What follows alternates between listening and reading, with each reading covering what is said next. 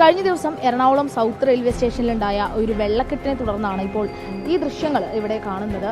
ഇന്നലെ ഉണ്ടായ വെള്ളക്കെട്ടിൽ പലതും ഒഴുകിപ്പോയിട്ടുണ്ട്.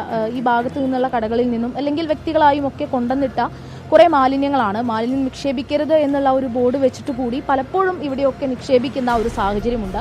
നമ്മൾ ഇങ്ങനെ ഒരു സാഹചര്യം ഉണ്ടാകുമ്പോൾ പലപ്പോഴും ഒന്നുകിൽ കൗൺസിലർമാരെയോ അല്ലെങ്കിൽ കോർപ്പറേഷനെയോ ഒക്കെ കുറ്റം പറയുന്ന ഈ ഒരു സമയത്ത് സ്വയം ചിന്തിക്കുക, സ്വയം മാലിന്യങ്ങൾ വലിച്ചെറിയാതെ ഇരിക്കുക എന്ന് പറയുന്നത് കൂടി ഏറ്റവും പ്രാധാന്യമുള്ള ഒരു കാര്യം തന്നെയാണ്.